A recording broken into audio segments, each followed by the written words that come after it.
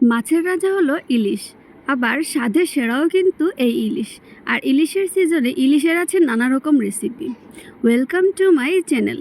যারা আমার চ্যানেলটাকে এখনও সাবস্ক্রাইব করেন নাই তারা অবশ্যই আমার চ্যানেলটাকে সাবস্ক্রাইব করে নেবেন, তাহলে নিত্য নতুন রেসিপি দেখতে পারবেন। আর এই ইলিশের আছে অনেক রেসিপি। তো প্রথমে ইলিশটাকে ভালো করে ছিলে ইলিশের কাঁধের যে ফুসকাগুলো আছে সেগুলো ফেলে দিব। এই পাশের ওই পাশে তো ইলিশের কাটার পুরোটা রেসিপি আমি আপনাদেরকে দেখালাম না। তারপর ইলিশটা এই যে আমি কেটে ভালো করে ধুয়ে নিয়ে আসলাম। আর ইলিশে কিন্তু প্রচুর পরিমাণ রক্ত থাকে, ওইটা একটু ভালো করে ধুয়ে নেবেন। আর ইলিশের মাথা থেকেও কিন্তু অনেক রক্ত বের হয়, তো যেটা আপনি একটু ভালো করে পরিষ্কার করে নিলেই কিন্তু চলে যায়, আর থাকে না। তো এভাবে আমি একটু কেটে নিলাম, খুব বেশি বড়ও না আবার খুব বেশি ছোটও না। এবার এখানে আমি দিয়ে দিব 1 চা চামচ পরিমাণ লবণ, আর দিয়ে দিব 1 চা চামচ পরিমাণ মরিচের গুঁড়া, আর দিব 1 চা চামচ পরিমাণ হলুদের গুঁড়া।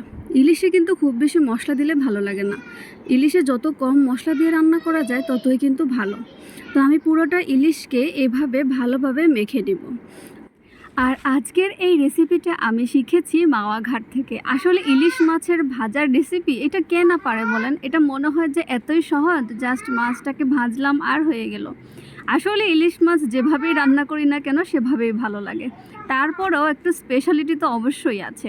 তো কয়েকদিন আগে আমরা সবাই মিলে গিয়েছিলাম পদ্মা সেতুতে মাওয়া ঘাটে। তো সেখানে যাইয়া আমরা ইলিশ মাছ কিনেছি, আর ওখানকার যেই শেফরা আছে, মানে বড় বড় রেস্টুরেন্ট তো ছোট বড় সবাই তো শেফ। তো ওখানে যারা শেফরা আছে ওরা এই ইলিশ মাছটা ফ্রাই করেছে। তো ওখানে দাঁড়িয়ে থেকে আমি দেখেছি যে ওইটা এত বিখ্যাত কেন আসলে। তারপরে ওরা দেখতেছি যে পুরাটা ইলিশ মাছ ওরা সরিষার তেলে ভাজলো, কোনো ধরনের অন্য কোনো তেল ওরা ইউজ করে নেই। জাস্ট হাফ কেজি, আমরা 1 কেজি পরিমাণ তেল দিয়েছি, একটা ইলিশ মাছে ওরা 1 কেজি পরিমাণ তেলই ঢেলে দিল। তারপরে ইলিশ মাছটা ভালো করে উল্টে পাল্টে ভেজে নিল। আর যত মাছটাকে উল্টানো যায় তত কিন্তু চতুর্দিক দিয়ে ভালোভাবে ভাজা হয়। আমরা এক পাশ হইলে আরেক পাশ দিই তা কিন্তু না। তারপরে ওই মাছ ভাজা অবস্থায় ওই তেলের মধ্যে দিয়ে দিল শুকনা মরিচ।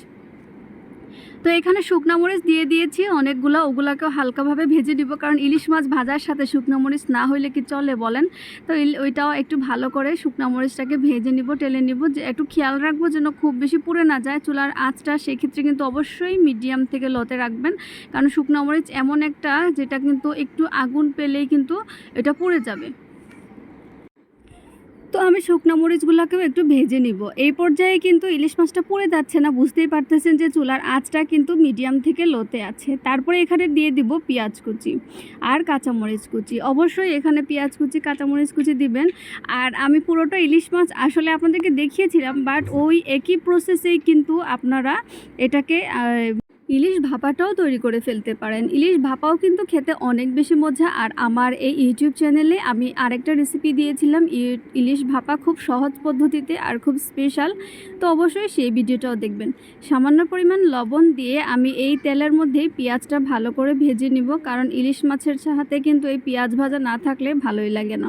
তো অনেকে আছে আবার বেগুন ভাজাও খায়, আপনারা একই তেলের মধ্যেই সরিষার তেলের মধ্যেও কিন্তু বেগুন ভাজিটা করে নিতে পারেন। আর মাওয়া ঘাটে কিন্তু ইলিশ মাছের সাথে অবশ্যই ওরা বেগুন ভাজা দেয় আসলে, আর ওইটা দিয়ে ভাত খেতে এত যে মজা লাগে। তো তৈরি হয়ে গেল আমার ইলিশ মাছের ভাজা রেসিপি। আর এটা সম্পূর্ণ মাওয়া ঘাট থেকে আমার শেখা, কারণ আগে আমি হয়তোবা অনেকভাবেই ইলিশ মাছ ভাজা করেছি, তারপরেও এটা হলো সম্পূর্ণ স্পেশাল। তো সবাই ভালো থাকবেন, আল্লাহ হাফেজ।